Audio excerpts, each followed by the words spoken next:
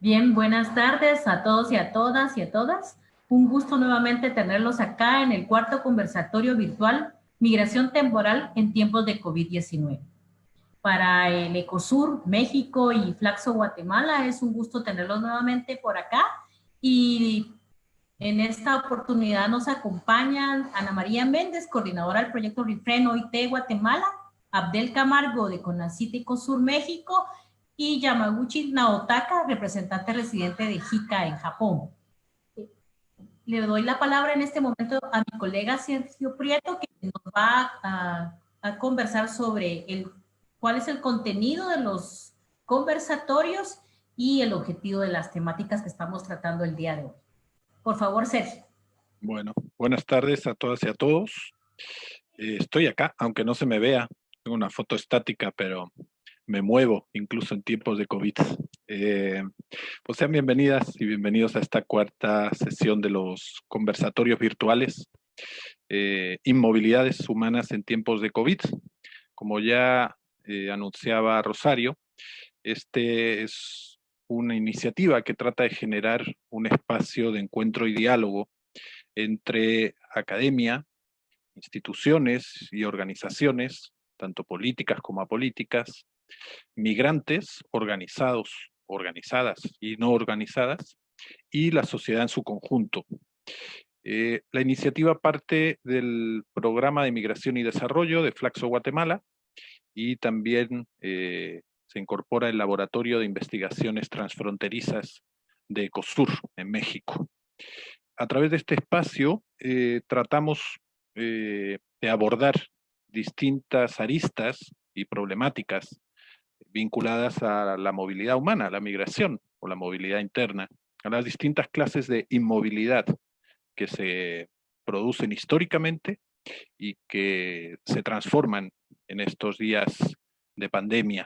Justamente lo que tratamos con los conversatorios es de aportar una panorámica a las características actuales de los distintos procesos migratorios, considerar cuáles son los impactos que provoca esta pandemia de COVID y finalmente tratar de anticipar, ahora ya sí me ven, tratar de anticipar cuáles pueden ser las transformaciones, o por seguir los discursos oficiales, las nuevas normalidades que nos vamos a encontrar en cuanto a migraciones, fronteras, territorios. Hasta ahora, esta es la cuarta sesión. En las sesiones anteriores hemos abordado los contextos generales de la migración y las transformaciones que en términos más amplios se han producido en los últimos tiempos. También las distintas particularidades de los procesos de deportación o de retorno desde nuestro continente, y en la tercera sesión los intercambios, tanto materiales como simbólicos, que se producen a través de las personas migrantes y en su cruce o pugna con las fronteras tradicionales o con las nuevas fronteras que se reconfiguran en estos días. Uno de los aspectos principales que queremos resaltar de estos conversatorios es que tratamos de aportar un espacio y una perspectiva desde el sur o desde los sures globales, entendiendo que esta denominación de sur global no atiende a una referencia geográfica, sino más bien ontológica, epistémica e incluso política. Lo que tratamos, por tanto, es de generar un espacio donde se puedan escuchar las voces, las experiencias y los conocimientos de las personas, instituciones y, digamos, experiencias que han sido habitualmente marginalizadas en los discursos globales. Así que les damos la bienvenida. Tenemos una mesa muy interesante. Ahora Rosario nos va a presentar los siguientes contenidos. Que la disfruten. Buenas tardes. Gracias, Sergio. Y efectivamente, antes de iniciar nuestro conversatorio, vamos a pasar a ver un testimonio que fue grabado a través de la web con José Sicajau, miembro representante de la Asociación Guatemalteca Unido por Nuestros Derechos. Él es migrante temporal también en Canadá y pues tuvo a bien compartirnos sobre sus experiencias y expectativas como asociación, quienes están velando por los derechos de los migrantes temporales. Pasamos a ver el video.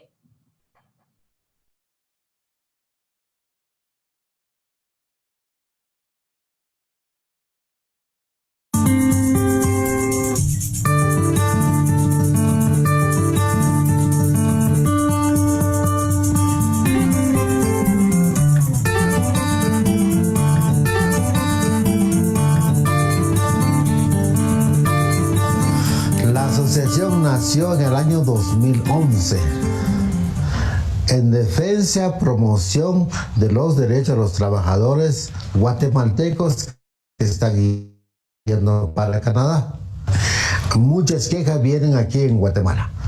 Primero, muchas horas de trabajo, 18, 20 horas de trabajo. En la Comisión de Normas Laborales nos dijeron que se ponen la denuncia, pero ahí no hay gente que habla nuestro español, solo inglés. Entonces, ¿cómo podemos nuestros trabajadores pongan la denuncia? Nosotros como organización, en nombre de los guatemaltecos, los mexicanos, cada año están llegando 50,000 trabajadores. Exigimos a las autoridades canadienses que por favor respeten nuestros derechos como trabajadores. En Quebec, todos van en la cuestión agrícola. Rábano, repollo y chile pimiento. El chile pimiento se va para Estados Unidos. El gobierno de Quebec les dieron 50 millones de dólares. Pero ¿dónde se fue ese dinero? Los trabajadores no tienen nada de compensación, mire, no, pero porque el gobierno canadiense está muy consciente. Él dice, sin la mano de obra campesina, pobres como nosotros, ¿no? Canadá no supera. Entonces el gobierno le dio 50 millones, pero ¿dónde está ese dinero?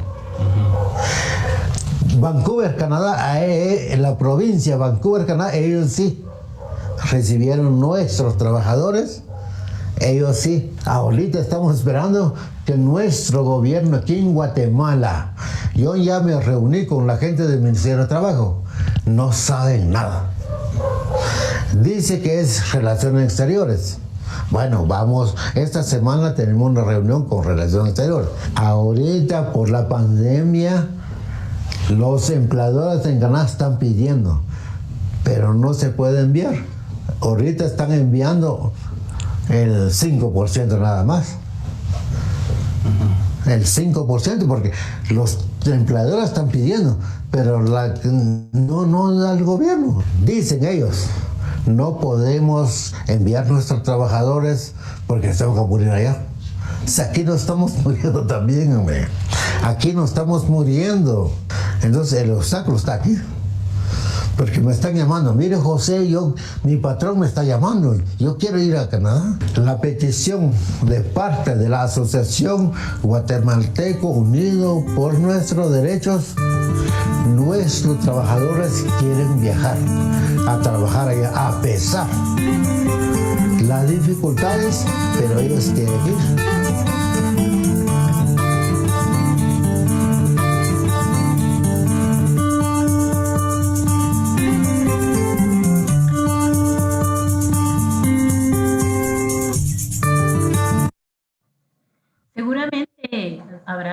Habrá algunas dudas respecto a lo que presentó José Sicajau, y eso implica varios retos desde la academia, la sociedad civil organizada, el Estado con sus instituciones y otros actores que están vinculados al trabajo temporal, como las empresas también. Por ello, consideramos importante presentar este video que obviamente va a levantar muchas dudas y expectativas que esperamos que nuestros panelistas puedan ir durante su presentación abordando, y esperamos también que ustedes puedan enviarnos sus preguntas a los panelistas. El colega Francisco estará atento para darle seguimiento. Bien, entonces vamos a dar inicio ya al panel y vamos a iniciar con Abdel Camargo. Abdel Camargo es catedrático CONACYT, comisionado al Colegio de la Frontera Sur, ECOSUR, Unidad Tapachula. Colabora dentro del Grupo de Estudios de Migración y Procesos Transfronterizos. Doctor en Antropología de la Universidad Nacional Autónoma de México. Maestro en Desarrollo Regional por el Colegio de la Frontera, COLEF. Y su formación como antropólogo la obtuvo en la Escuela Nacional de Antropología e Historia, ENA. Es especialista en estudios sobre frontera. Abdel Camargo, los micrófonos son tuyos y esperamos tu presentación. Muy amable. Bueno, muchas gracias a los y las organizadoras por la invitación y pues un saludo a todos y todas las que nos siguen vía redes sociales en este momento. Bueno, yo daré un contexto un poco general, un panorama amplio para iniciar, poner como la fotografía amplia respecto al contexto de la migración temporal. Y me situaré en una perspectiva regional.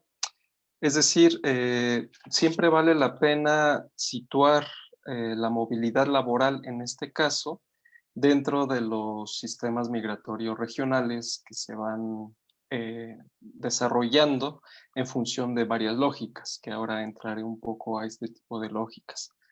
Pero estos sistemas de movilidad laboral básicamente se pueden explicar como sistemas migratorios regionales, sistemas migratorios intrarregionales y sistemas migratorios transfronterizos en una región, digamos, del mundo muy particular o del continente, que es la región que vincula al norte y a Centroamérica. Es decir, estamos estableciendo la relación entre países y las dinámicas de los flujos migratorios y los patrones que se van articulando entre Centroamérica, entre México, Estados Unidos y Canadá.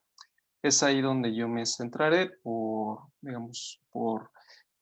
mayor comodidad debido a que he estudiado estos sistemas, sin omitir que puede haber generalizaciones también un poco más amplias y en su especificidad en los sistemas migratorios de Centroamérica, por decir algo, hacia el Cono Sur. Empezaré diciendo también que los sistemas migratorios están basados en su articulación, fundamentalmente yo diría en tres aspectos. En un principio de relaciones históricas entre países y regiones, en unas relaciones de vecindad que pudiera también haber entre estos países y regiones, y en una relación un poco más compleja, pero que es muy clara y real, que es una relación de dependencia y muy a menudo basada en relaciones de tipo colonial o neocolonial. Estas tres articulaciones de lo que pueden configurar a los sistemas migratorios regionales de empleo en particular, pues van generando y articulándose a mercados de trabajo específicos. Es decir, en este momento haré referencia básicamente a los mercados de trabajo agrícolas en los que se mueven y difuminan estos sistemas de trabajo temporales, aunque no se puede omitir también que hay relación intrínseca entre el trabajo agrícola, el trabajo de servicios, el trabajo de comercio en la mayoría de estos sistemas, pero sí hay una connotación muy importante al trabajo agrícola debido a la importancia desde el punto de vista económico, geopolítico y geoestratégica, que es la producción de alimentos para abastecer los mercados de alimentos y los estantes y anaqueles para que los ciudadanos de los diferentes países tengan accesibilidad a estos alimentos y productos. Entonces, estos sistemas regionales de producción de alimentos, en este caso, y digo de alimentos porque me referiré muy específicamente a la relación entre Guatemala y México, digamos, en el corredor migratorio que vincula a Guatemala con Chiapas y muy particularmente la región del Soconusco, y donde ahí podemos ver justamente la relación intrarregional y transnacional al mismo tiempo, ¿no? Esto por un lado en el lado sur de esta configuración, pero también en el lado norte, es decir, la vinculación de los trabajadores mexicanos que van y transitan hacia Estados Unidos, nuevamente en programas de trabajo temporal, muy particularmente al suroeste de Estados Unidos y a los estados de California, de Oregón y Washington. Entonces, si tuviéramos un mapa, ahora podríamos imaginar cómo desde el norte del noroeste norteamericano, con Washington, vamos bajando Oregón y California, se vincula con mercados de trabajo con las Baja Californias en México, con Sonora y Sinaloa muy particularmente en esa región.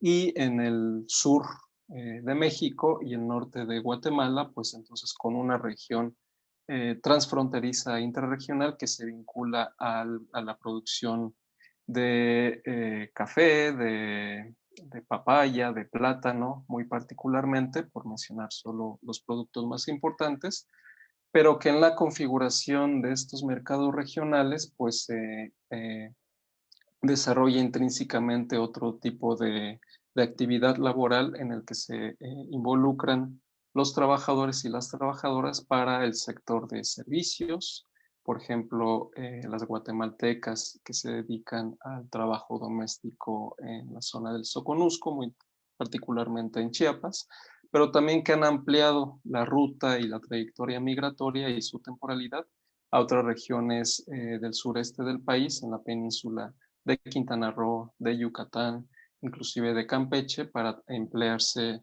también en sector servicios y el turismo, ¿no?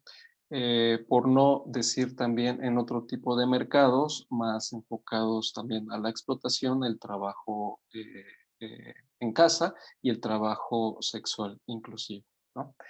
Entonces vemos que hay una gran complejidad en la dinámica y funcionamiento de estos sistemas de trabajo de movilidad laboral, pero que podremos establecer cómo hay mercados de trabajo específicos a los que se adhieren poblaciones también muy particulares, ¿no? En este caso, la mayoría de las poblaciones que se vinculan a estos trabajos son poblaciones con rasgos y un perfil muy fuertemente cargado a lo étnico, son grupos o mercados de trabajo constitutivos de poblaciones indígenas, tanto de Guatemala como de México, es decir, hay una relación también de sustitución del mercado de trabajo agrícola en una situación de precariedad y de situaciones de identidades étnicas y raciales muy particulares. Entonces, del norte de Guatemala, que se trasladan a la región del Soconusco, población mayormente indígena para trabajar en las fincas, etc.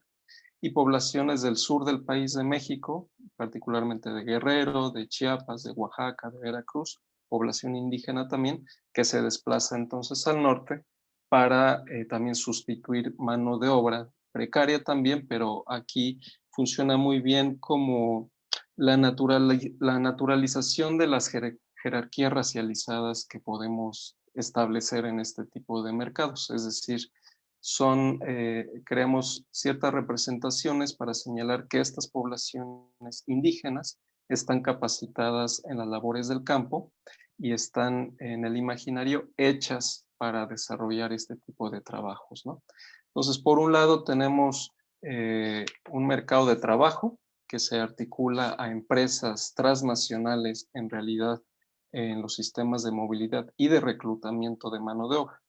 Y hago énfasis en el reclutamiento porque estos sistemas laborales necesitan asegurarse de proveer mano de obra barata, calificada en las labores del campo y estas poblaciones ancestralmente que han trabajado, digamos, la tierra, saben muy bien, están dispuestos en el imaginario corporalmente para desarrollar este tipo de actividades que son sumamente, digamos, muy fuertes en términos del desgaste físico.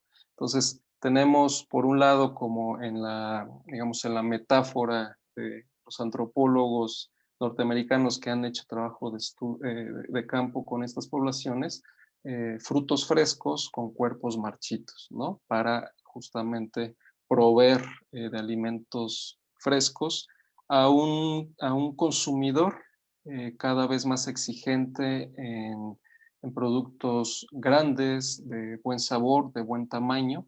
Entonces, toda esta complejidad y problematización se va desarrollando en estos sistemas migratorios regionales. Entonces, ¿qué tenemos? Por un lado, una serie de acuerdos regionales, estatales, donde influyen mucho, por un lado, los mercados de trabajo específicos, en este caso el mercado de trabajo agrícola, en este corredor migratorio laboral. También las políticas migratorias estatales que se van definiendo en esta articulación regional y transcontinental, y las formas de intermediación laboral, es decir, al aseguramiento de la mano de obra, de este tipo de mano de obra en particular, se tienen que aglutinarse también pues, políticas, sistemas gubernamentales que provean y faciliten la movilidad en estos sistemas. Entonces, ¿qué hemos tenido? La articulación de acuerdos laborales entre países y entre regiones. Muy particularmente les puedo señalar desde 1974 el acuerdo de trabajo temporal entre México y Canadá con el llamado PETAT, pero también los acuerdos entre México y Estados Unidos con la emisión de visas H2A y H2B para trabajadores agrícolas las primeras y no agrícolas las segundas, y la ampliación de este tipo de acuerdos entre Centroamérica, muy particularmente Guatemala, en los últimos meses o al final del año pasado, también con la ampliación de este tipo de visados hacia población centroamericana, que eventualmente se iba a ampliar a poblaciones de Honduras y El Salvador. Todo ello no es en vano en un marco donde primero había que gestionar la movilización de los flujos en toda la región a través de un principio de contención de la mano de obra y de filtración de la mano de obra. Entonces, tenemos como principio que estos programas se basan en lo que se llama como la circularidad migratoria, es decir, son programas de trabajo temporal, que la temporalidad justamente implica esto, la estacionalidad de los movimientos poblacionales, que en general hay muchas críticas de parte de los propios trabajadores y de algunos académicos y activistas que han acompañado y analizado el funcionamiento de estos programas en la región. Pero también ha habido de parte de trabajadores, si bien como vimos en el relato anterior, críticas al mismo, otros trabajadores pues señalan que es la única vía que tienen para poder emplearse y capitalizar un poco los esfuerzos familiares para obtener ingresos familiares, ¿no? Vía remesas o el retorno de las poblaciones. Entonces, realmente lo que nos pone, y ya voy a ir cerrando, me parece, es en una situación bastante compleja, digamos, en la relación entre países y entre regiones, y no estaría de más tampoco señalar cómo estos programas de trabajo temporal muchas veces se escudan con ordenar, regular y legalizar los flujos migratorios, pero en situaciones muchas veces meramente que van profundizando las jerarquías, estas que yo llamo racializadas, y también entre, pues, que se van naturalizando, pues, las situaciones desiguales entre regiones vía salarios o vía prestaciones, ¿no? Solo por dar un dato, pues solo el 4% de los guatemaltecos que se emplean anualmente en México, en el sureste mexicano, cuentan con seguridad social, ¿no? Entonces, en esta coyuntura, y con esto pues voy cerrando, justamente en la gestión y en el manejo de este conjunto de mano de obra que se moviliza, Estados Unidos amplió la posibilidad de la visa H2B justamente para facilitar lo que ellos llaman las cadenas de suministro esenciales de alimentos en los Estados Unidos, ¿no? ¿Qué implica esto? Nuevamente es poner por encima al producto, es decir, se requiere suministrar las cadenas de alimentos en Estados Unidos, por decir algo. Entonces hay que facilitar el que lleguen trabajadores para hacer esto, aún incluso en contra o poner en riesgo a estos trabajadores, porque se ha sabido que sí se les va a dar empleo, pero no se cubren los requisitos sanitarios, digamos, más fundamentales para que estos trabajadores no estén en una situación de riesgo latente. Entonces, no importa, digamos, nuevamente en la metáfora del cuerpo marchito, que hay que irlo marchitando aún más, siempre y cuando el fruto fresco llegue a nuestras mesas de una vía óptima y segura. Entonces, yo me quedaría con este primer panorama, gran panorama, para pues ir empezando el diálogo y la charla con ustedes. Muchas gracias. Gracias, Abdel, y efectivamente son varios retos, de acuerdo a lo que tú planteas, a partir de todo un sistema que se ha construido, ¿verdad?, a lo largo de los años, y estas relaciones transfronterizas, que por ejemplo en Guatemala, el sur de México, han ampliado o ampliaron toda la productividad del café en el Soconusco. Y particularmente en Estados Unidos, pues esa tradición de la migración temporal que también está vinculada a Canadá, como lo platicaba don José Sicajau. Y si nosotros vemos, comparamos el video que él presentó, pues vimos, ¿verdad?, que a pesar de, digamos, donde no hay prestaciones, como lo menciona, no hay seguridad social,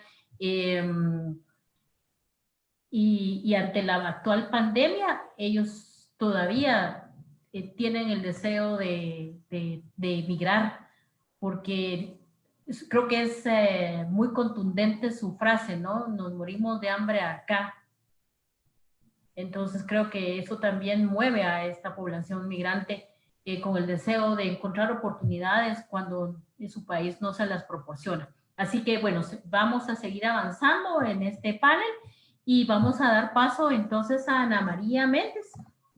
Ana María es licenciada en Ciencias Jurídicas y Sociales por la Universidad de San Carlos, con maestría en Derechos Humanos por la Universidad Rafael Landívar y con maestría en Desarrollo Humano por la Universidad Mesoamericana. Actualmente es doctorando en Derecho por la USAC y es oficial a cargo del proyecto Reframe, Acción Global para mejorar el marco de contratación de trabajadores migrantes que implementa el Organismo Internacional de Trabajo en Guatemala.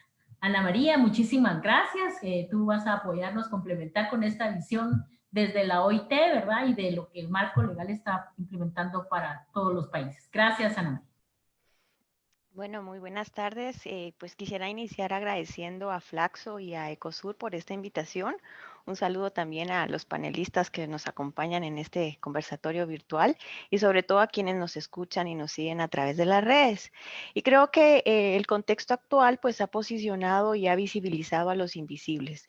El rol de los trabajadores migrantes en este contexto es vital y es por eso que para nosotros desde la Organización Internacional del Trabajo pues es importante no solo reconocer la contribución de los trabajadores migrantes al desarrollo, sino cómo se garantizan medidas efectivas para la protección de sus derechos humanos y laborales, y cómo también estos flujos regulares de migración temporal pues requieren una efectiva atención, medidas muy específicas, pero también cómo se dinamizan los mercados laborales.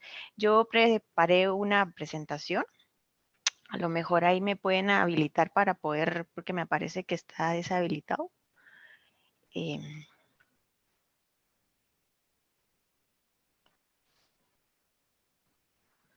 eh, bueno, no sé.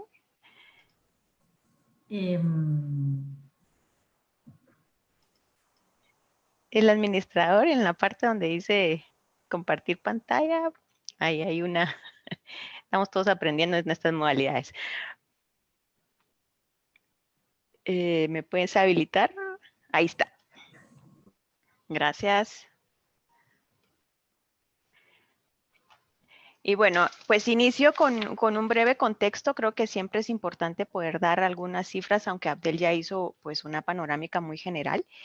Y en este contexto, pues la crisis del COVID está teniendo un impacto sin precedentes en las economías, en las empresas, en todos los trabajadores del mundo. La OIT estima más o menos 2.200 millones de trabajadores que representan un 68% de la fuerza del trabajo mundial y que están viviendo en estos países en los cuales se recomienda o se sigue recomendando, se impone o se impuso pues el cierre de los lugares de trabajo.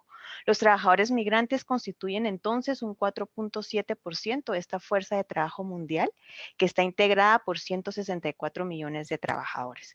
La mitad de ellos son mujeres, es decir, 82 millones de personas.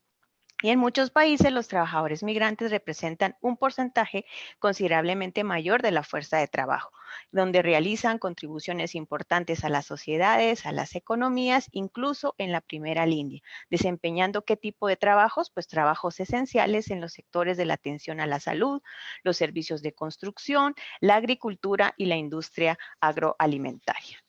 La mayoría de los trabajadores migrantes se concentran en sectores de economía con altos índices o niveles de trabajo temporal, que es hoy mucho del conversatorio que nos ocupa, ¿verdad? Pero también de trabajo informal o no protegido. ¿Y cuáles son las características de este trabajo? Pues que son salarios bajos, que hay una falta de protección social, especialmente en el trabajo de cuidados o el trabajo doméstico, y que en muchos países pues es realizado en gran parte por mujeres, por trabajadoras migrantes. Los trabajadores migrantes también se encuentran dentro de los más vulnerables. Hay actos de discriminación, de xenofobia, incluso de inseguridad alimentaria, despidos. Las mismas condiciones laborales pueden cambiar, es decir, la reducción o el no pago de salarios, condiciones de vida precarias o inadecuadas y el aumento de restricciones a la circulación o los retornos forzosos. Incluso los trabajadores migrantes pues pueden ser estigmatizados como portadores del virus, y eso fue algo que pasó en algunas comunidades, particularmente en Guatemala. Los trabajadores migrantes también suelen ser los primeros en ser despedidos, pero los últimos en poder acceder a la realización de pruebas, ¿verdad? A los tratamientos en igualdad de condiciones con la población nacional, y a menudo también suelen estar excluidos de respuesta de política nacional al COVID-19, como pueden ser subsidios salariales, prestaciones de desempleo o algunas medidas de seguridad social y de protección social. Y en muchos casos también algunos trabajadores pues a lo mejor puedan tener disponible el acceso a la realización de pruebas del COVID-19, pero su situación migratoria irregular, por ejemplo, pues puede darles ese temor a ser detenidos o a ser retornados a sus comunidades de origen. Las restricciones del viaje pues también han dado lugar que los trabajadores migrantes no pudieran incorporarse a empleos a los cuales ya tenían un contrato, ¿verdad? Y para los cuales muchos puede ser que hayan tenido que pagar comisiones y gastos de contratación, que eso lamentablemente hay algunas prácticas inescrupulosas en las cuales los trabajadores migrantes pagan altas tarifas. Y esto puede conducir pues a desplazamientos irregulares. Finalmente las personas necesitan medios de vida, ingresos, y puede generar también servidumbre por deudas y también a la trata de personas y a la pérdida de ingresos. Así también se ha producido la reducción de remesas enviadas por las familias y también se prevé que las remesas puedan disminuir más aproximadamente 110.000 millones de dólares, y en el caso de Guatemala vimos como, por ejemplo, en los meses de marzo y abril hubo una reducción aproximadamente del 20%.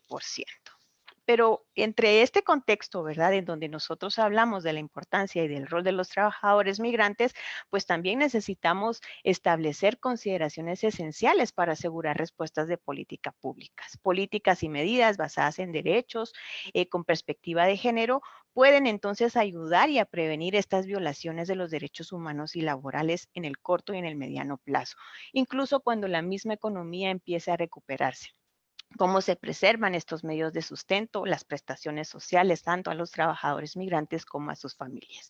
Y entonces incluir a los y las trabajadores migrantes en las respuestas nacionales es necesario.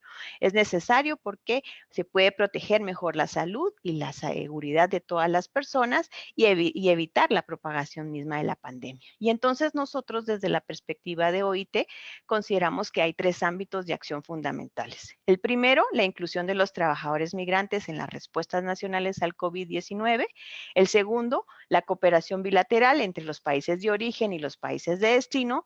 Y el tercero, el diálogo social, en donde los actores del mundo del trabajo, desde este enfoque tripartito, en donde además de los gobiernos, están las organizaciones de empleadores y las organizaciones de trabajadores.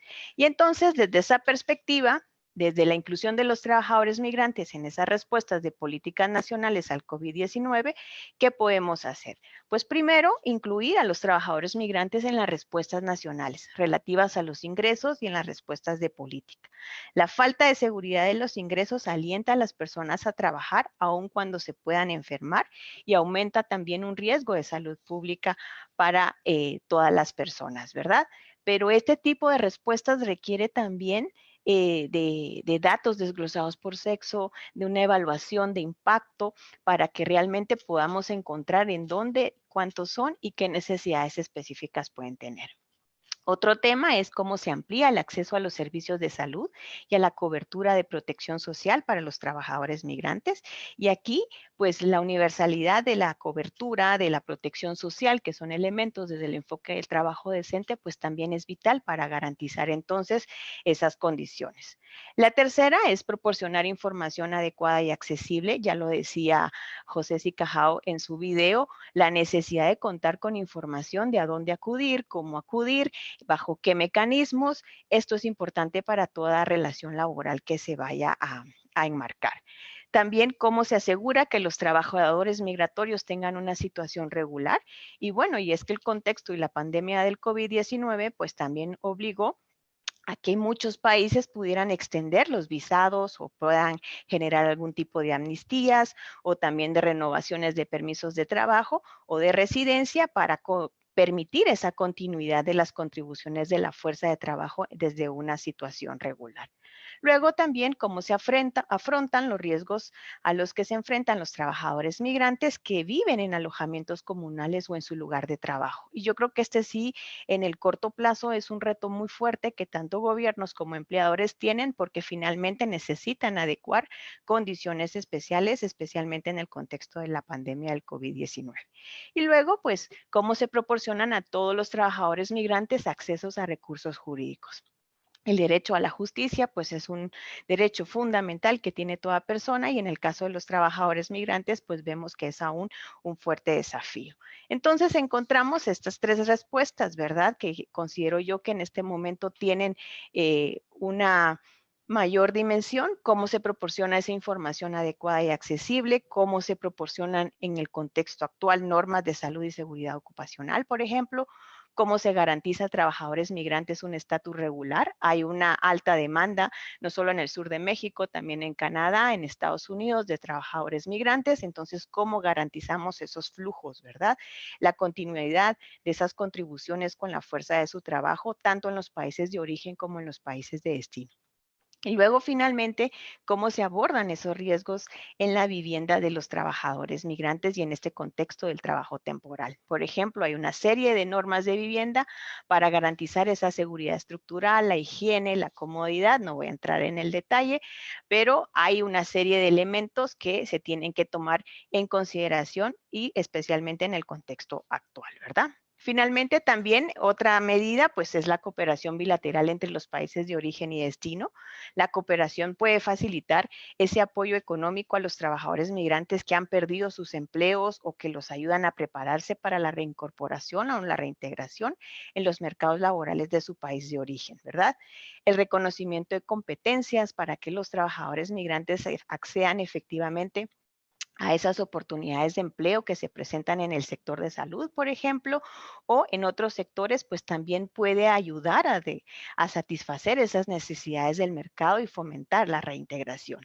Y luego, pues también hay experiencias en varios países de origen que están mejorando sus servicios consulares. Y este es un elemento fundamental en el trabajo temporal porque finalmente son los consulados, las representaciones consulares de los países de donde son originarios los trabajadores migrantes, en los cuales entonces se requiere una acción oportuna a través de líneas de asistencia telefónica, sitios web, por ejemplo, intercambio de información, asistencia jurídica, etcétera, ¿verdad? Y finalmente, pues el diálogo social, esa participación de las organizaciones de empleadores y de trabajadores, pues es vital para realmente poder darle una respuesta efectiva a estas medidas del COVID. Por ejemplo, la Organización Internacional de Empleadores presentó recientemente la guía para sobrevivir al COVID-19 y salir fortalecido y una serie de recomendaciones prácticas y estrategias para las empresas y en particular al comunicarse con los trabajadores y adoptar medidas de salud y seguridad ocupacional. Incluso esta guía eh, reconoce que los trabajadores migrantes son uno de los grupos más vulnerables al COVID-19 y proporciona también información detallada sobre cómo crear un entorno de trabajo que no discrimine o que no estigmatice a quienes han contraído el virus. Luego, pues también tenemos, por su parte, las organizaciones de trabajadores o las organizaciones sindicales, en las cuales, pues es importante esa promoción activa, ¿verdad? Cómo se garantiza esa protección efectiva de los derechos de los trabajadores durante la pandemia y también cómo se revitaliza esas comunidades de origen y de destino en ese contexto. Otro elemento que pasa también de manera transversal, pues son las normas internacionales del trabajo, pues que son los derechos fundamentales y son la base también para políticas equitativas y eficaces y son un punto de referencia. Y además reconocer que las normas internacionales del trabajo son tienen un enfoque tripartito, ¿verdad? Es decir, están elaboradas no solo por los gobiernos, sino también por el por los empleadores y por los trabajadores, ¿verdad? Así también nosotros como OIT estamos adoptando medidas muy concretas en el contexto del COVID con distintos proyectos que se están implementando. Y finalmente yo quisiera terminar esta presentación hablando de la contratación equitativa. ¿Qué significa la contratación equitativa y en este contexto actual del COVID-19, por qué es tan relevante? Primera, porque está centrada en generar esos principios y esas directrices para la contratación y el reclutamiento, es decir, ya lo comentó bien José, lo dijo bien también Abdel, todas esas políticas que se requieren para la contratación o esos sistemas de intermediación laboral que pueden ser a través de agencias de empleo privadas o a través de los servicios públicos de empleo, pues requieren una serie de normas mínimas para garantizar entonces esa protección efectiva, ¿verdad? Cómo se enfrentan estos desafíos de la migración laboral, cómo se reducen prácticas abusivas y violaciones de los derechos humanos y laborales en este proceso de contratación y reclutamiento, que no es únicamente el momento en que un trabajador firma un contrato, es muchísimo antes, desde que se publica una oferta, desde que se hace una selección, se hace la contratación, el transporte, incluso el retorno, ¿verdad? Y la contratación, si nosotros quisiéramos definir qué es la contratación equitativa, pues es la contratación llevada a cabo dentro de la ley de conformidad con las normas internacionales del trabajo, con respeto a los derechos humanos, sin discriminación sobre la base de género, etnia, estado nacional o legal, y sobre todo, y este es un elemento muy, muy importante, en ausencia de costos para los trabajadores. Es decir, un trabajador no debe y no debería pagar por una oferta de trabajo, ¿verdad? De esa manera se pueden proteger de situaciones de explotación. ¿Y por qué abogan los principios de contratación equitativa? Pues por el respeto a los principios y derechos fundamentales en el trabajo, la debida diligencia en las cadenas de suministros y de adquisiciones, cero comisiones para los trabajadores y también la transparencia en los procesos de contratación y reclutamiento. Mientras que el confinamiento por el contexto del COVID impone medidas restrictivas a la movilidad, pues miles de trabajadores siguen buscando y seguirán buscando trabajo en el extranjero. Ahora más que nunca, la contratación equitativa es una garantía para el trabajo decente de las y los trabajadores migrantes. ¿Y qué son los principios generales? Pues acá en esta lámina se explican los 13 principios, que finalmente no es nada nuevo. Es lo que cualquier trabajador nacional y también los trabajadores migrantes tienen derecho en toda relación laboral.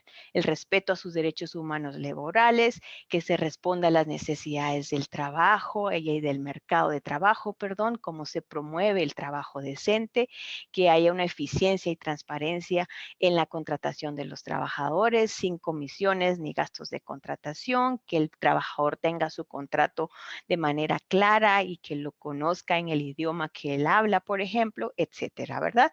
Así que pues yo les agradezco este primer espacio, este primer encuentro en que tenemos, y como decimos, pues hoy más que nunca necesitamos poner en práctica no solo la protección de los derechos de los trabajadores migrantes a través de contrataciones equitativas, sino también cómo dinamizamos el mercado laboral hoy más que nunca, especialmente en un contexto en donde la conjunción de los distintos actores es vital para pues avanzar como humanidad en este desafío tan fuerte que hemos tenido. Muchísimas gracias. Muchísimas gracias a ti, Ana María, por ese amplio espectro que nos da sobre la importancia de la contratación equitativa y de toda la normativa que debemos ir implementando a lo largo del tiempo, y sobre todo el Estado y nosotros como instituciones académicas y sociedad civil y cooperación contribuir a mejorar estos marcos regulatorios ante la ausencia que tenemos actualmente de estos. Paso seguidamente a la presentación del señor Yamaguchi Naotaka Karushimo. Él estudió la licenciatura y maestría en la Facultad de Economía de la Universidad de Keio en Japón. Fue investigador en Global Environmental Forum en Japón y luego se incorpora a la Agencia de Cooperación Internacional de Japón. En la sede de JICA tuvo oportunidades de gestionar proyectos de cooperación técnica y financiera.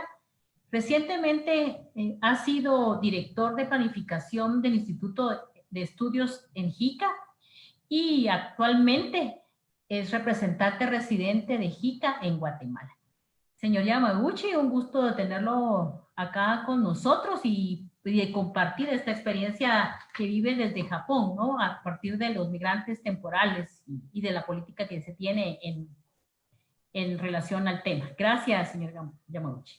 Gracias, Rosario. Me llamo Naotaka Yamaguchi, representante residente de JICA en Guatemala. Básicamente estamos trabajando para la cooperación técnica y financiera bajo el convenio bilateral entre el gobierno de Japón y el gobierno de Guatemala. Y estamos involucrando en el tema de migración en estos países, desde Guatemala o Triángulo Norte hacia México y hacia Norteamérica, porque nuestra misión, una de las misiones es reducción de la pobreza aquí en Guatemala o en esos países en América Latina. Sin embargo, hoy me toca el tema de migración temporal de Japón, porque soy japonés y yo sé yo sé más o menos lo que ocurre actualmente en Japón y las discusiones y retos que se enfrenta Japón. Bueno, no sé si se puede compartirle una ayuda a memoria.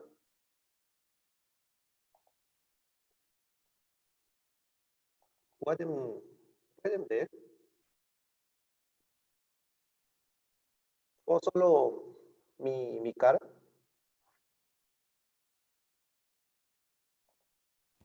No importa. Sí, sí se mira. Ok.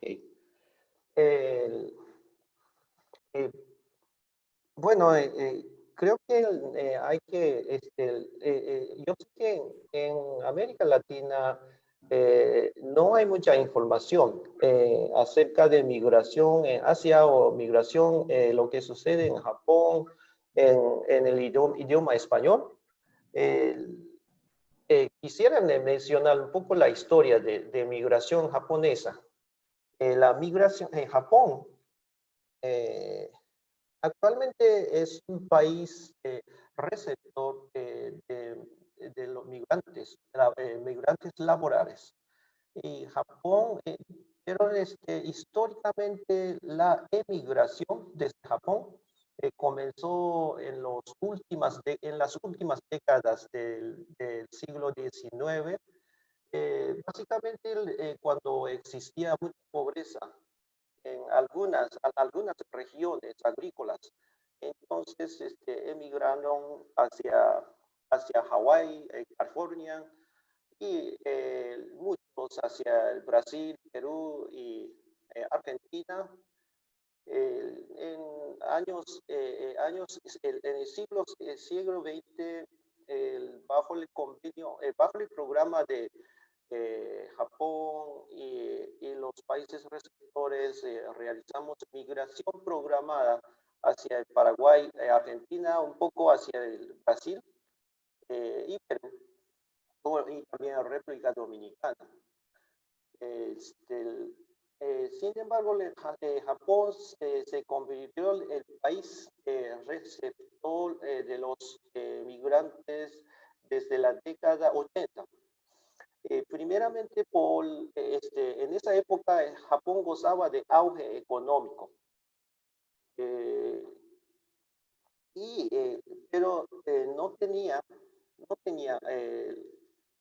la política de migración. Entonces comenzó a recibir a los descendientes japoneses latinoamericanos. La mayoría eran de Brasil y de Perú. Y ellos se dedicaron a trabajar en las fábricas como fábrica de Nissan, fábrica de Toyota, Matsuda o pequeñas empresas que cualquier rubro. Y eh,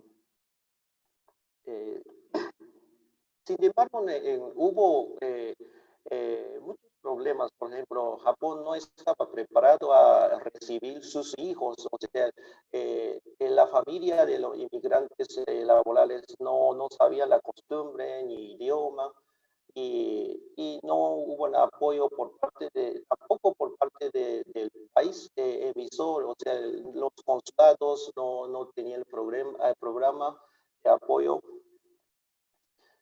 Y pasó el tiempo y quisiera mencionar el debate o la modificación de la ley de control de migración que hubo en octubre de 2018. Es una discusión nacional muy fuerte y el actual partido del gobierno o forzosamente sea aprobado la modificación, es que Japón amplió la posibilidad de recibir más inmigrantes laborales Por ejemplo, anteriormente solo se permitía a los migrantes, migrantes profesionales, tales como médicos, abogados o ingenieros profesionales, empresariales o enfermeras. ¿Por qué Japón, a pesar de que tantas oposiciones de los partidos opositores tuvo que realizar esta modificación? Es que Japón está en un dilema. En cuanto a la mano de obra. Quiero destacar que Japón es uno de los países más envejecidos. Es decir, actualmente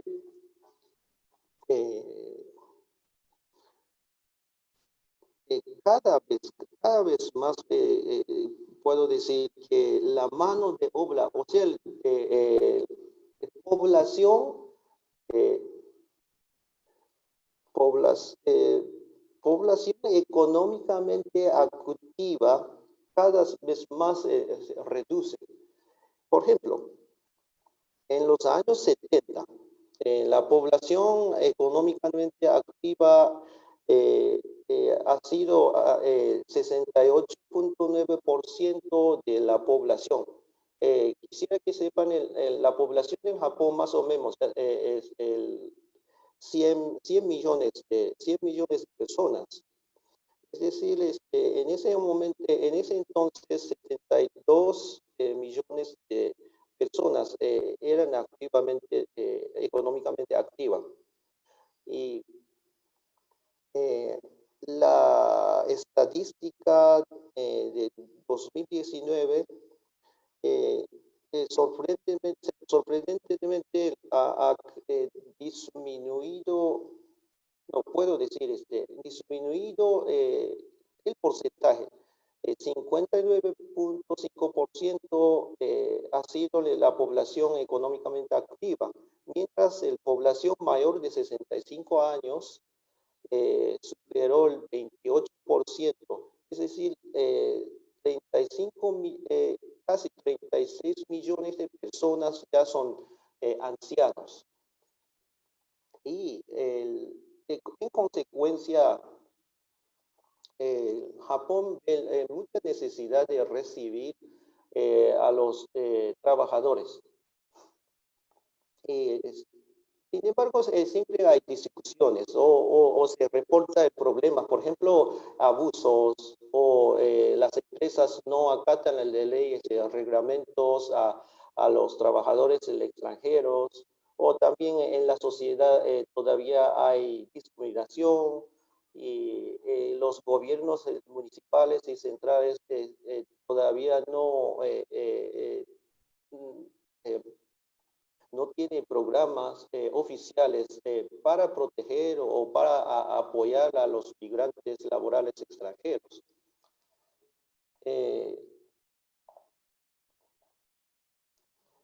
Por eso hubo muchos debates entre partido de gobierno y partido los opositores. O sea, las opiniones de partidos opositores eran como, por ejemplo, hay abusos y también hay fugitivos de las empresas y maltratos o falta de preparación de las empresas y la sociedad, y también el proyecto de Reyes de modificación no se había definido muchos. Por ejemplo, el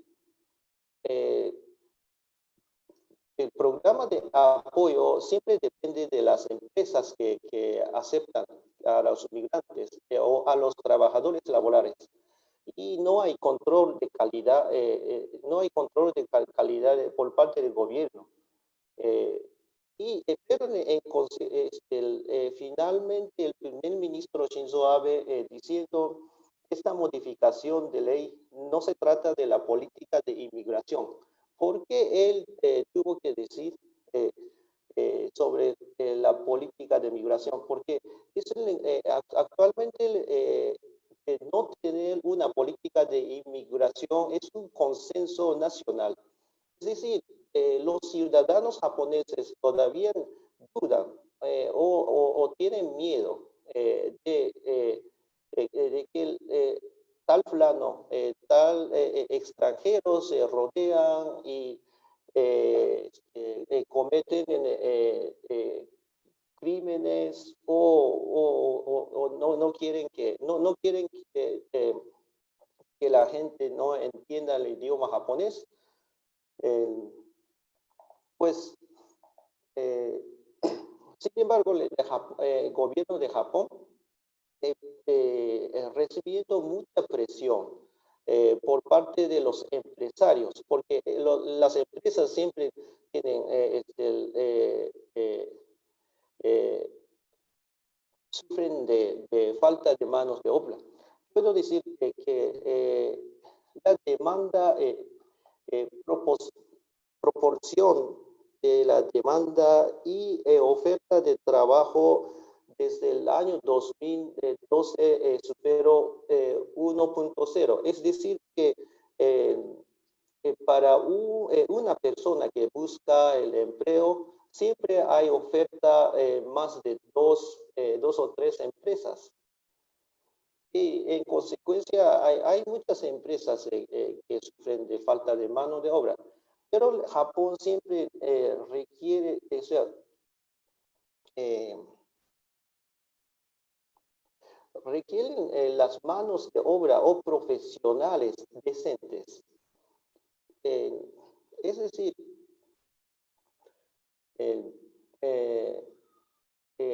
Japón necesita la mano de obra que se porta bien y que tiene el conocimiento profesional y también que sepa el idioma japonés, que puedan comunicarse con los ciudadanos japoneses. Entonces, la última cuestión es, Japón todavía nadie, o sea, no hay una política oficial, pero tarde o temprano Japón tiene que decidir, porque en 20 o 30 años en adelante es obvio que va a faltar más la mano de obra. Es decir, hay una proyección del gobierno que faltaría 30 millones de personas o empleados faltaría. Es decir, va a haber reducción de 46% de la población económicamente activa actual. Actualmente está alrededor de 75 millones de personas empleados. O sea, sin querer o no, Japón tiene que aceptar cierta cantidad, ciertas personas extranjeras como empleados. Pero la cuestión es que Japón estudia mucho la experiencia que tuvo Alemania y también el otro modelo de Singapur. Es decir, tengo entendido que el alemán está aceptando a los migrantes y inclusive apoya el proceso de asimilación. En cambio, el modelo de Singapur solamente aceptan la mano de obra temporal.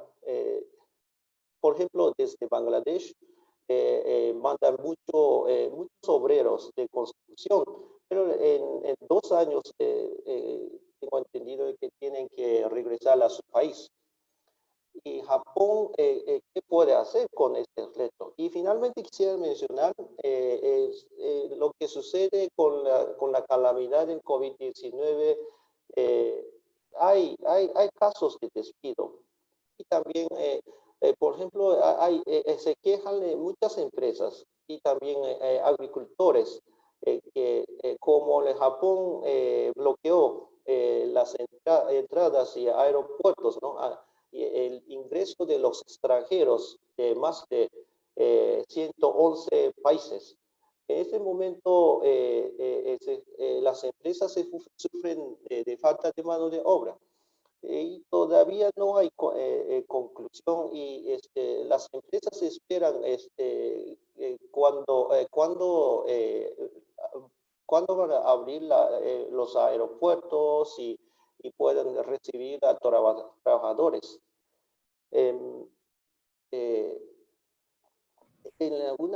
Finalmente, una opinión personal es que Japón tiene que recibir extranjeros y con programas que proteja a los empleados extranjeros. Y es un reto de Japón y también la sociedad japonesa tiene que entender la situación. Creo que podría presentar lo que quería decir. Muchas gracias.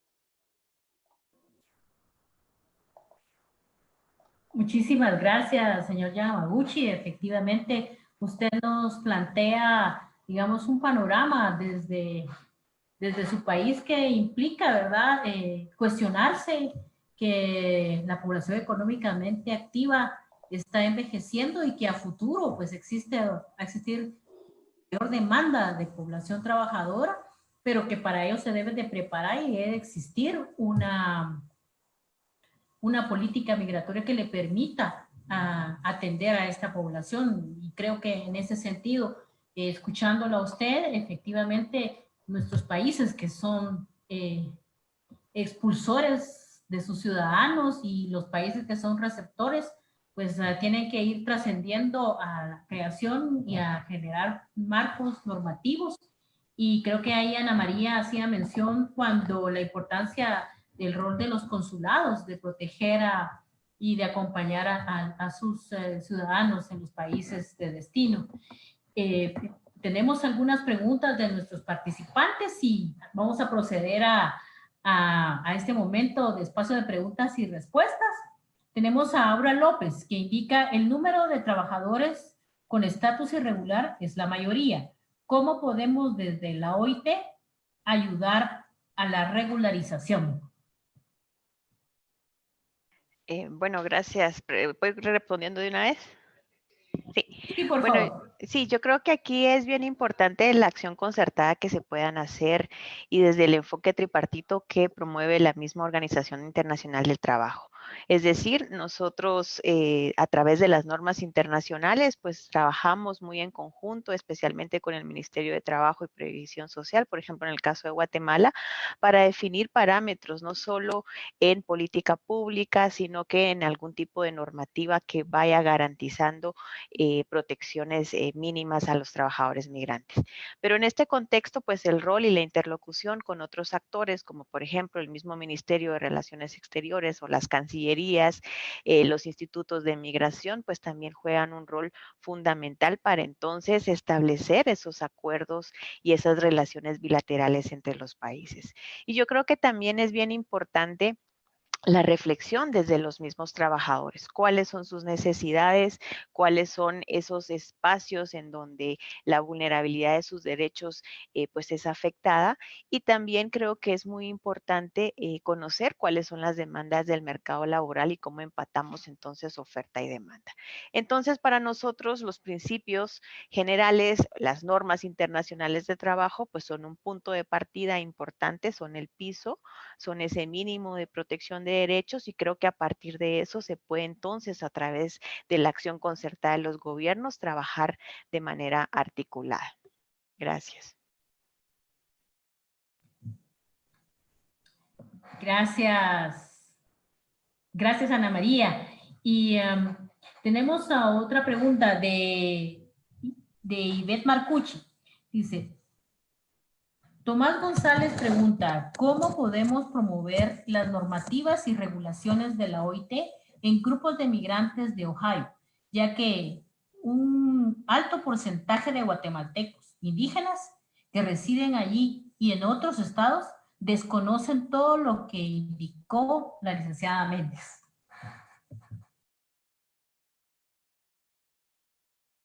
Sí, yo creo que el reto es bien fuerte porque finalmente mucho de estos flujos, aun cuando puedan ser regulares, no están enmarcados en convenios bilaterales entre los países. Por ejemplo, hay agencias de empleo privadas que encuentran la oferta de trabajo con un empleador en particular, pero también con algunos trabajadores en algunas comunidades. Entonces, digamos que hay una intervención en donde el Estado está completamente ausente y eso no es que sea malo. Hay distintos mecanismos para regular la contratación y el reclutamiento de los trabajadores. Lo que pasa es que se requieren mínimos, ¿verdad? Mínimos desde una intermediación a través de un servicio público de empleo, por ejemplo, pero también a través de las regulaciones a las agencias de empleo privadas. Entonces, acá la necesidad de la información de los trabajadores migrantes inicia desde su país de origen, desde su comunidad, cuando se publica una oferta, hacia dónde van, cuáles son sus derechos, cuáles son las obligaciones que tienen, cómo los hacen valer en el país de destino y cómo entonces las mismas agencias o los consulados, por ejemplo, de los connacionales son elementos importantes, pero no son los únicos. Están también muchas organizaciones de sociedad civil, de protección de derechos humanos, la oficina del ombudsman y también las mismas secretarías o los ministerios de trabajo de los países de destino juegan un rol importante en la inspección de estas condiciones laborales. Así que tenemos un reto fuerte que tiene tres grandes componentes. Un gobierno o de los gobiernos que necesita ir fortaleciendo estos esquemas de migración, pero también de los mismos trabajadores y las organizaciones para promover la organización de los trabajadores y luego acompañar estos procesos en posibles casos de violaciones y finalmente también lo de los empleadores para que se puedan promover prácticas empresariales en las cuales se garanticen y se respeten estos derechos.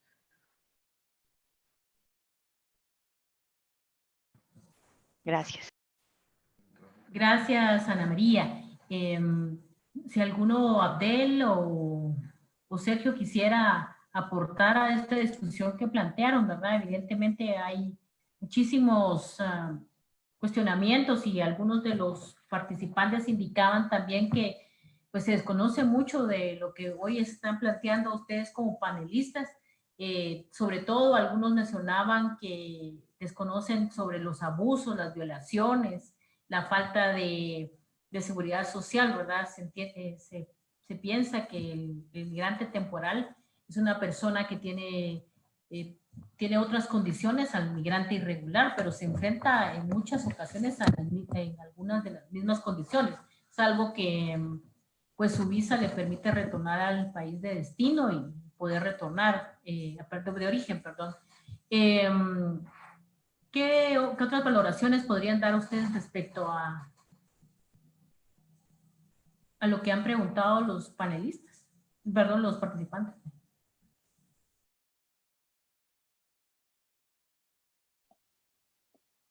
Quizá yo señalar, Rosario, compañeras, justo, o sea, ya hay como un andamiaje institucional, hay estándares internacionales de reclutamiento y contratación de trabajadores temporales, y hay legislaciones locales, hay, como señalaba Ana, ombudsman, etcétera, ¿no? Están todas las procuradurías de defensa del trabajo, inclusive algunos ejercicios de organización vía sindicalismo transnacional incluso, ¿no? Sin embargo, es difícil, primero porque, digamos, si ya hay un andamiaje, si bien ya está a disposición a nivel de leyes, reglamentos e instituciones, sin embargo, en efecto, siempre hace falta operacionalizar esos andamiajes desde el punto de vista del trabajador y de las dinámicas que ese mismo trabajador va teniendo, ¿no? Es decir, quien nos presentó el testimonio era muy claro, ¿no? No importando aún así, digamos, la vulnerabilidad, el racismo que hay, las condiciones precarias, siempre va a haber todavía la necesidad de movilizarse aún en esas condiciones Entonces, como que son dos niveles que hay que estar siempre adecuando, ¿no? En nuestros análisis. Por un lado, en efecto, ya está toda esta vinculación más jurídica, gubernamental, intragubernamental y entre países, los esquemas de cooperación, pero desde México vimos muy claramente en la renegociación del Tratado de Libre Comercio, por ejemplo, que justamente una de las grandes ventajas que ofrecen este tipo de países, nosotros, Centroamérica, es los bajos salarios, ¿no? Entonces, hay una relación, sí, de oferta y demanda, que evidentemente atraviesa por los derechos laborales, los derechos humanos, lo que sea, pero siempre está eso, ¿no? Entonces, es una relación y de fuerzas, digamos, de la macroeconomía y de la microeconomía en la que se sostiene, porque pues para que haya, digamos, esa riqueza y ese manejo de salarios tan bajos, pues que tiene que haber este otro tipo de salarios. Entonces, no importa en realidad, digamos, desde un punto de vista más amplio, pues que estos andamiajes institucionales que ya están, de que nuestros países lleguen a acuerdos y ratifiquen acuerdos de intención y programas de empleo, cuando pues en realidad y en la práctica y en los hechos, en la realidad misma, pues sigue prevaleciendo más bien una lógica de mercado y de explotación de los recursos, entre ellos la mano de obra, ¿no? Es muy difícil que se organicen los mismos trabajadores en estas condiciones porque justamente la estacionalidad y hay muchos empleos y bloqueos para que logren hacer eso, ¿no?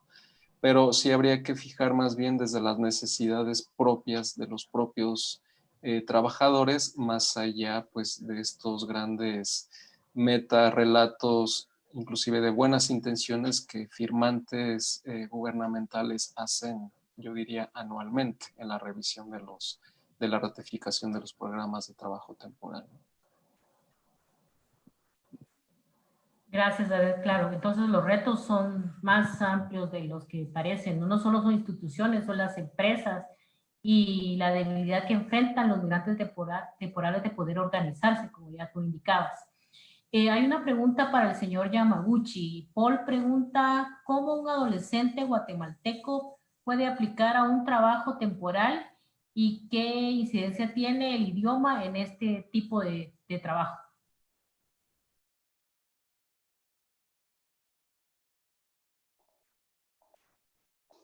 Gracias. Creo que normalmente hay oferta de las escuelas de idioma japonés. Podrían visitar las páginas de web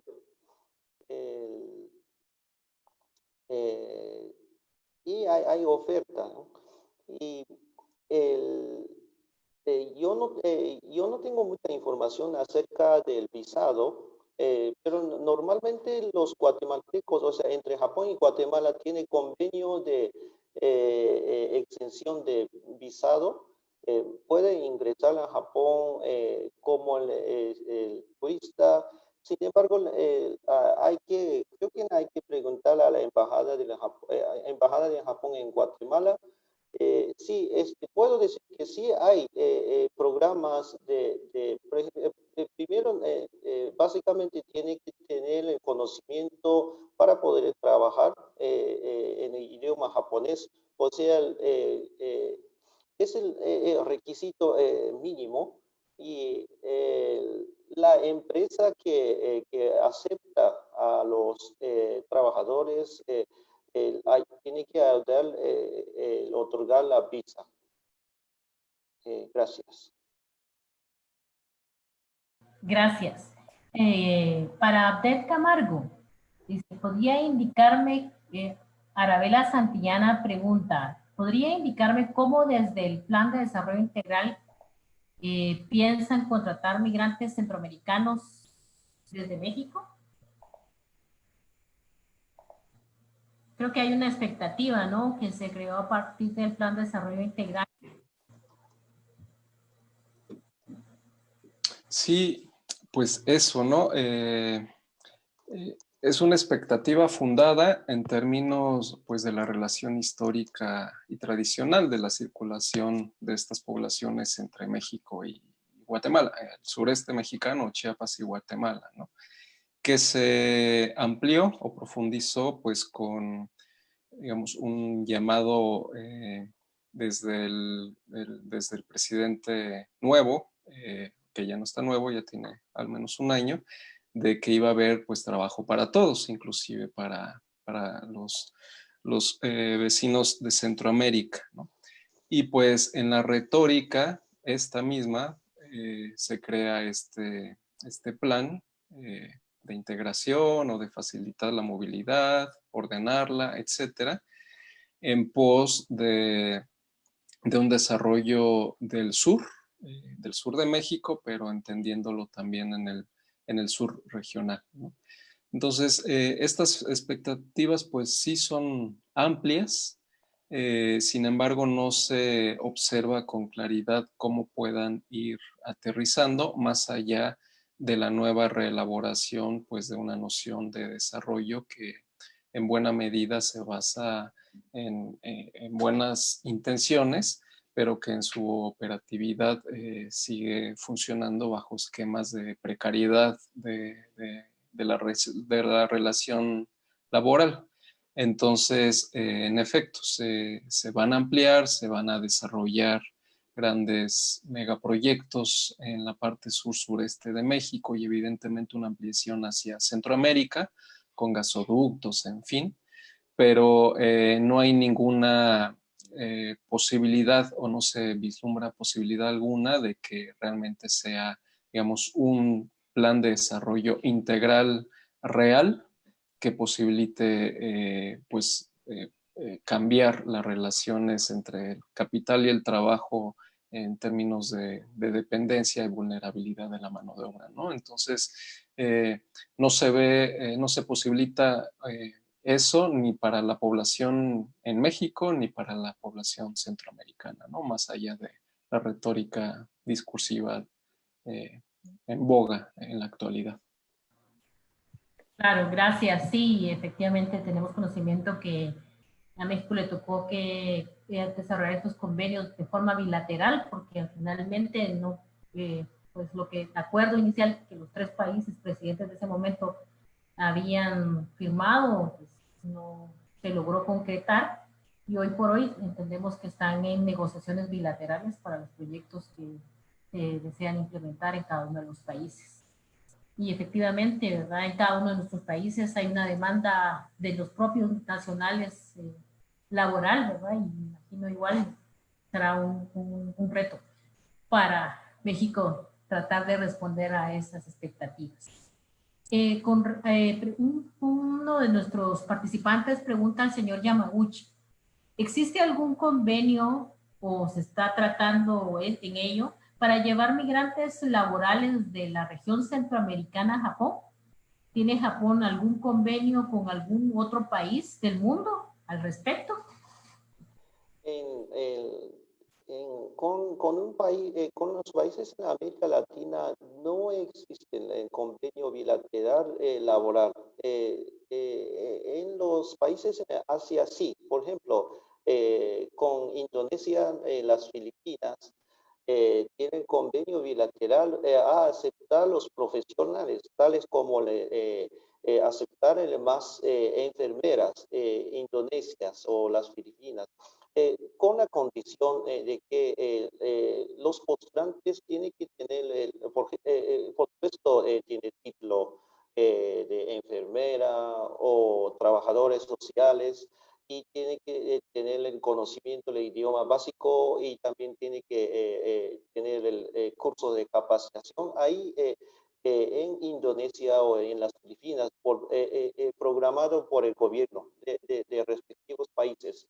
Y con la América Latina solamente existe el convenio o la ley de control de migración que permite a los descendientes de japoneses, inmigrantes japoneses de Brasil, Perú, O sea, hasta la quinta generación de descendiente, o sea, si puede, una persona puede demostrar que sí tiene la sangre por lo menos cuarta o octava de la sangre japonesa, pueden ingresar sin restricciones, donde se puede trabajar en Japón. Gracias. Gracias, señor Yamaguchi. Tenemos una pregunta de Samuel López. Pregunta a los tres. ¿Cómo en un contexto de regulación de la salud pública, en la coyuntura del COVID-19 y las debilitadas de las economías de los mercados de destino, se puede incidir en normativas equitativas e inclusivas a los trabajadores migrantes?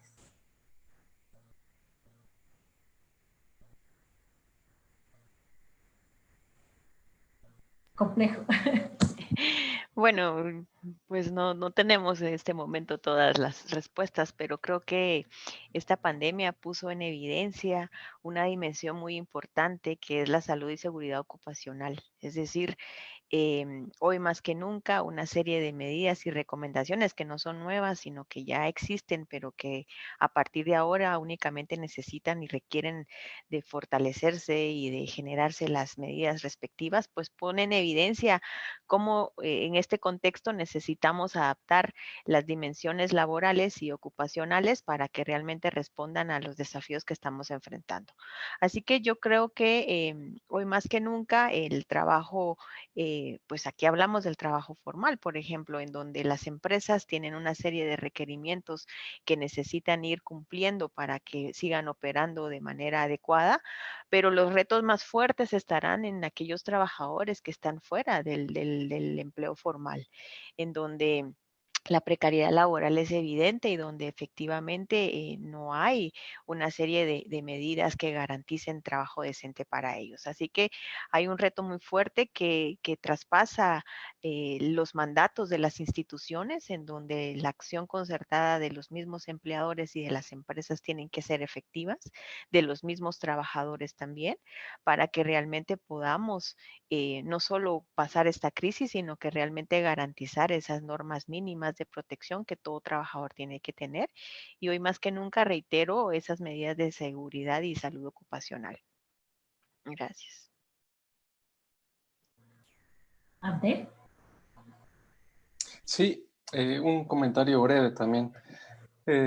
Justo también yo creo que la coyuntura actual quizá no puede ser prematuro, pero quizá no hablar justamente de un cambio civilizatorio en términos de que esta coyuntura está justamente actualizando lo que es y se llama las actividades esenciales, ¿no? ¿Qué es lo esencial para el desarrollo de la vida y el desarrollo de nuestras actividades que permitan potenciar esa vida, ¿no? Que es evidentemente la producción de alimento, el cuidado de la salud, el cuidado de los viejos, en este caso, como decía el señor Yamaguchi, poblaciones muy envejecidas requieren de poblaciones que puedan surtir, ayudar al cuidado, ¿no? O sea, esta noción de actividad esencial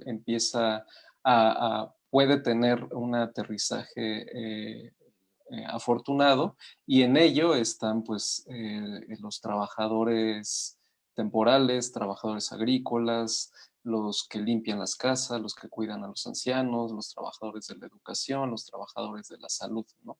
Entonces,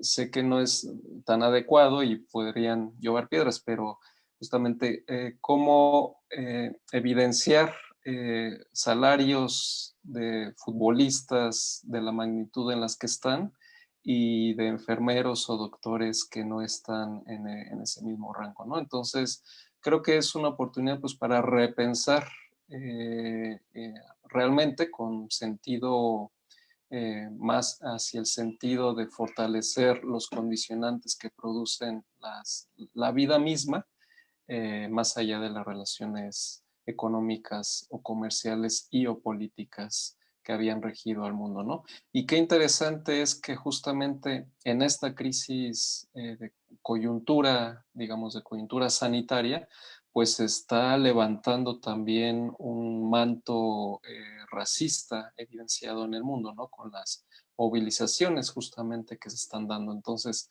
a esta necesaria inmovilidad del confinamiento, pues digamos, la naturaleza del humano implica moverse para ir sorteando otros retos, en este caso uno muy fuerte que es el racismo, y que ese racismo estructural pues invade muchos campos de nuestra vida cotidiana, entre ellos afecta a la población migrante.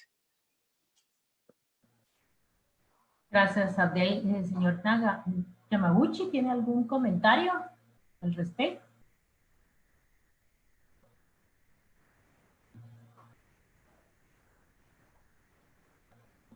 Lamento que no puedo contribuir. Ok, gracias.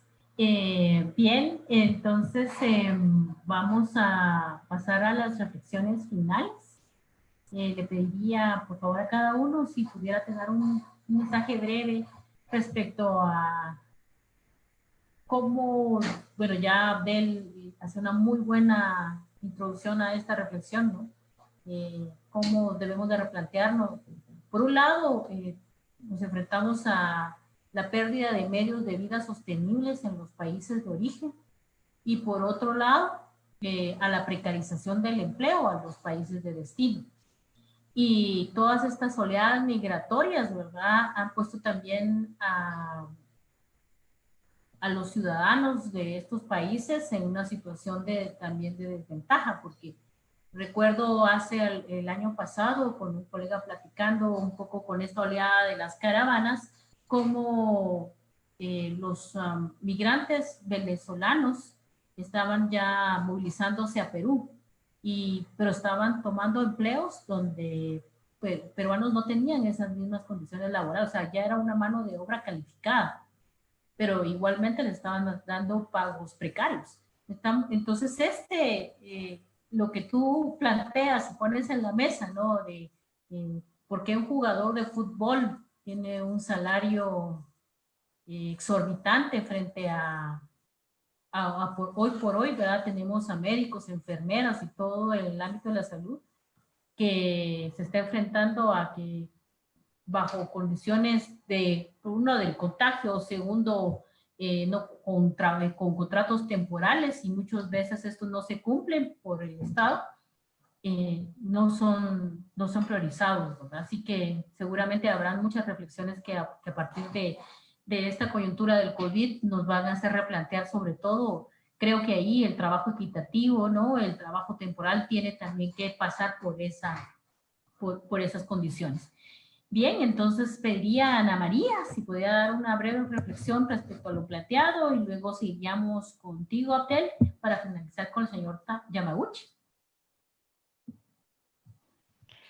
Sí, gracias. Pues yo creo que la pandemia del COVID-19 pues puso en evidencia el deterioro de la calidad del empleo, las tasas de informalidad que para el caso de América Latina pues rondan en un 54%, cómo muchos trabajadores pues no tienen accesos a servicios de salud de calidad, cómo pueden estar expuestos al contagio. Por las mismas características de su trabajo, pues los ingresos que perciben son bajos, ¿verdad? Y por lo tanto tienen capacidades muy limitadas de ahorro y entonces no podían hacer frente a periodos de inactividad, por ejemplo. Pero también la misma crisis y toda esta pandemia visibilizó a los invisibles y los reconoció como indispensables. Entonces había que mantener la industria, los alimentos, sectores esenciales, y entonces el rol de los trabajadores migrantes pues sale en evidencia. Incluso países que tenían medidas y políticas muy restrictivas de movilidad y de migración pues han reconsiderado incluso regularizar a trabajadores migrantes. Entonces creo que hay ahora pues un fuerte desafío tanto en países de origen como países de destino en cómo vamos a lograr esa reintegración y esa reincorporación laboral, pero desde condiciones y desde una perspectiva de trabajo decente. Así que es un reto que nos involucra a todos, y lo digo desde un organismo que da orientaciones técnicas, pero donde la acción concertada de los países en políticas públicas efectivas, en datos estadísticos, en legislación mínima de protección, pues son eso, los pisos mínimos de protección que se requieren, pero en donde también necesitamos encontrar pues cuáles son esas necesidades del mercado laboral, pero finalmente en el centro de todo pues están los y las trabajadoras migrantes, está la persona, y no podemos prescindir entonces desde esa perspectiva. Así que pues muchísimas gracias por el espacio, esperamos que poder seguirnos encontrando en otro momento y reconocer esta contribución que no es nueva, es de siempre, es de muchos años.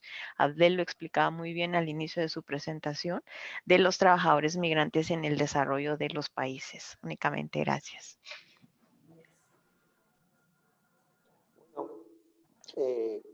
Coincido en muchos puntos lo que le explicaba la señora Ana María Méndez. Quisiera decir que ambos lados, tanto el gobierno receptor y gobierno Estado emisor de los migrantes, necesitan tener una política clara y que apoya o que fomenta la migración formal y también que apoya a la economía del país receptor, también a los trabajadores. En caso de Japón, en comparación con los Estados Unidos, en Japón no existe el problema de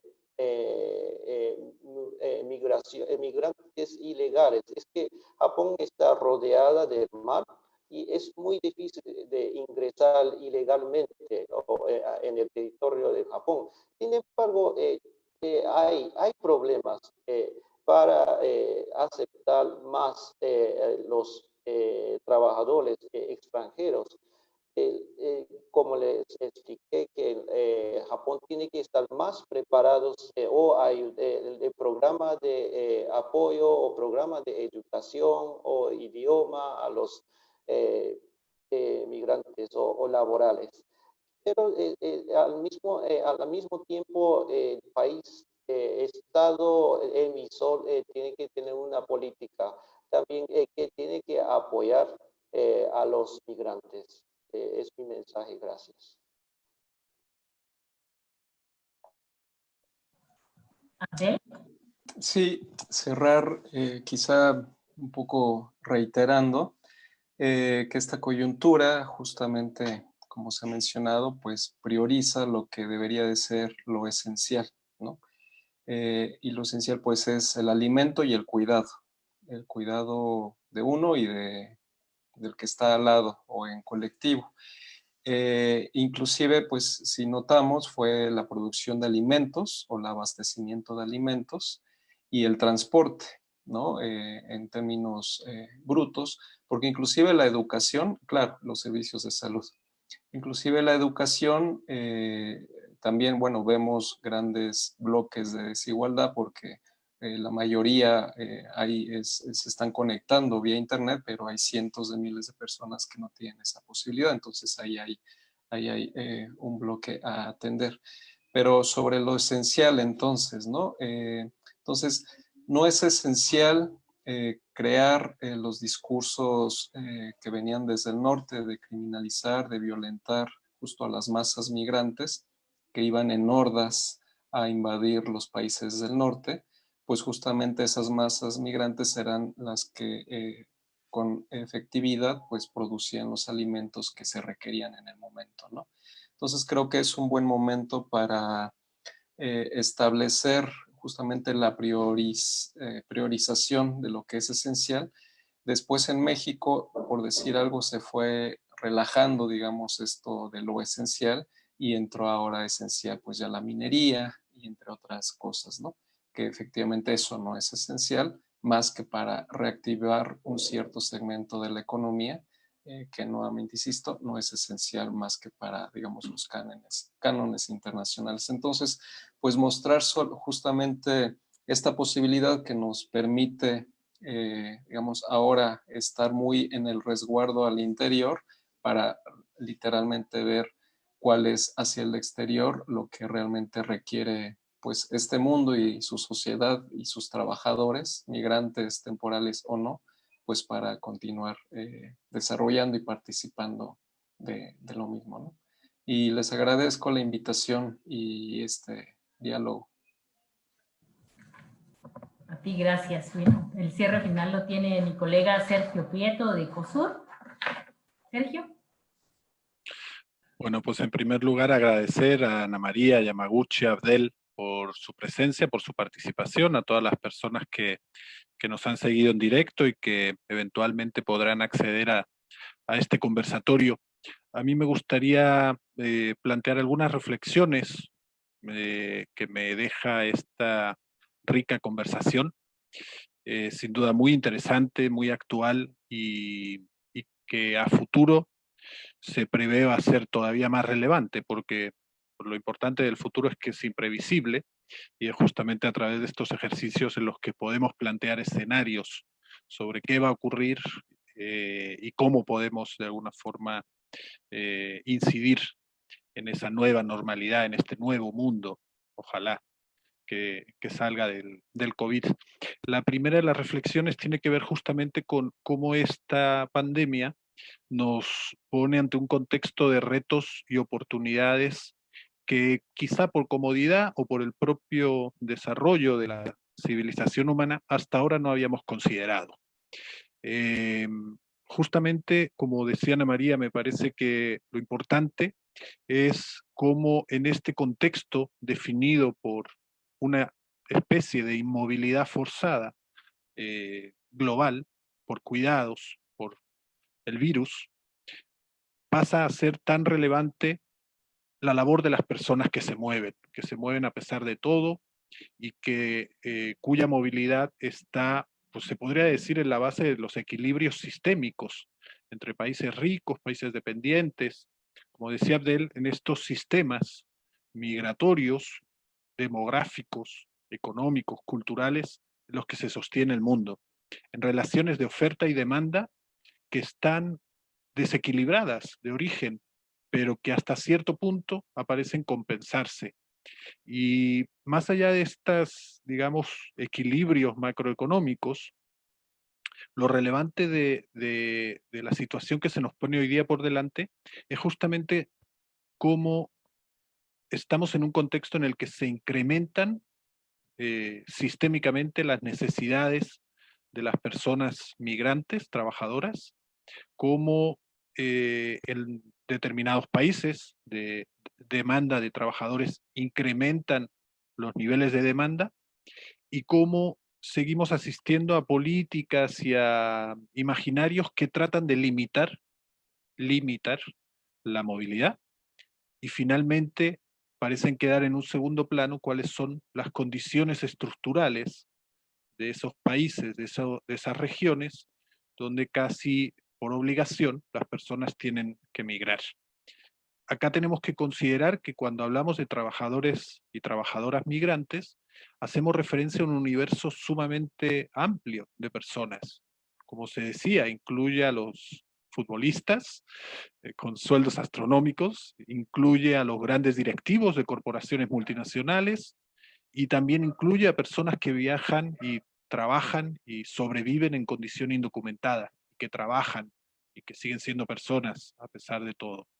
Entonces, en este sentido, el COVID está dando relevancia justamente quizá a esas personas más invisibilizadas.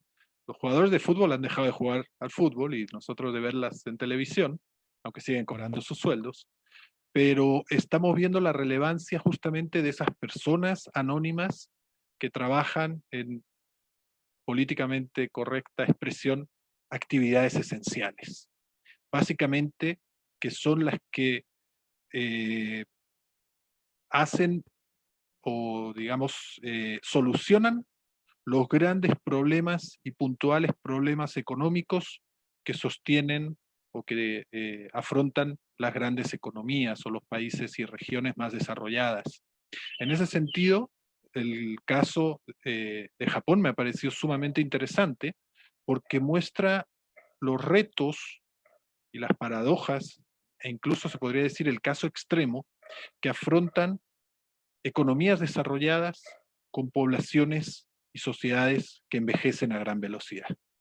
Entonces, en este sentido, el panorama actual y sobre todo la perspectiva futuro que se puede o que debemos plantear como en este sentido, en un conversatorio, en un diálogo amplio entre organizaciones políticas, organismos multilaterales, organizaciones de migrantes, está justamente en dejar de ver esta problemática o fenómeno de la migración laboral como algo anecdótico, como algo invisible, como algo que no es necesario considerar, y haría este cierre final a que pensemos, si no la han visto, véanla, hay una película que se llama Un día sin mexicanos, que relata cómo sería la vida de Estados Unidos en un día en el que desaparecieran todas las personas migrantes. Imaginemos un mundo donde no tuviéramos la presencia y el esfuerzo y finalmente el sostén de todas esas personas que anónimamente se desplazan y trabajan para sostener, digamos, la economía y muchas veces el bienestar de muchas de nosotras y de nosotros. Entonces, no es un reto menor y yo creo que lo importante es que podamos seguir conversando e imaginando desde el equilibrio y el reconocimiento a todas estas personas anónimas. Gracias. Gracias, Sergio, y gracias entonces por su participación, por el tiempo brindado a este espacio. Ana María, Abdel, al señor Yamaguchi, muchísimas gracias, y particularmente ahora queremos dar gracias también al DBB Internacional, una organización que pues, se ha sumado a este esfuerzo de apoyarnos con el desarrollo de estos conversatorios. Ya el próximo está en edición y esperamos contar con su participación. Muchísimas gracias, que tengan buena noche y un saludo cordial para todos y todas. Señor Yamaguchi, buenas noches. Gracias a todas y a Muchas todos. gracias, adiós. Adiós. Bonita noche. Adiós. Gracias, buen día.